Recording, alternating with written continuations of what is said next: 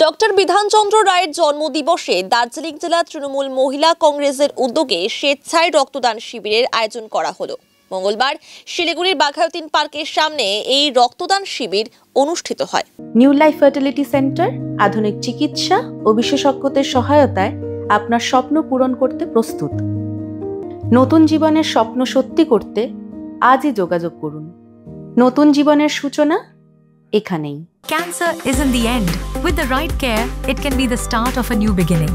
Hope and Heal Cancer Hospital, where hope is real and healing truly begins. এদিন doctor Bidhanchandra রায়ের প্রতিকৃতিতে ফুল দিয়ে শ্রদ্ধা জ্ঞাপন করা হয়। এরপর শিবিরের সূচনা হয়।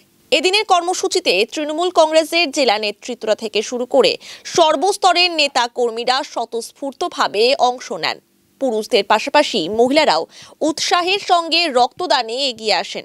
আয়োজকরা জানান, রক্তের চাহিদা পূরণ করতে এই ধরনের উদ্যোগ নেওয়া হয়েছে। দার্জিলিং জেলা মহিলা তৃণমূল কংগ্রেসের পক্ষ থেকে স্বেচ্ছায় রক্তদান শিবির। আমরা সবাই জানি আজকে আমাদের পশ্চিমবাংলা তথা ভারতবর্ষের যে একজন অন্যতম মানুষ ব্যক্তিত্ব ডক্টর বিসি রায়, বিধানচন্দ্র রায়, তার আজকে জন্মদিন। তার জন্মদিবস উপলক্ষে আজকে স্বেচ্ছায় রক্তদান দিবস, এখানে রক্তদান শিবির আমরা এখানে করছি।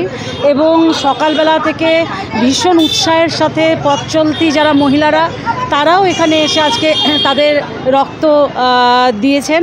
এতে আমরা একটা কথা মনে করি যে আমার এক বিন্দু রক্ততে যদি একটা মানুষের প্রাণ বাঁচে, এর থেকে মহৎ কাজ মনে আর কিছু হয় না। আমরা চাইবো আগামী দিন মহিলারা এভাবে এগিয়ে আসুক। পুরুষরা তো আমরা দেখি কম বেশি রক্ত দেয়, কিন্তু আগে একটা মহিলাদের মধ্যে ভয়ভীতি ছিল, যেটা করোনার সময় আমরা কিন্তু এই দার্জিলিং জেলা সমতলের পক্ষ থেকে বিভিন্ন জায়গায় আমরা রক্তদান শিবিরগুলো বারে বারে করেছিলাম। তো এখনও আমাদের হয়, আজকেও করছি। আমরা দেখছি মহিলাদের মধ্যে সেই ভীতিটা আর এখন নেই। তারা উৎসাহের সাথে আসছে, রক্তদান শিবিরে নিজেদের রক্ত দিয়ে যাচ্ছে।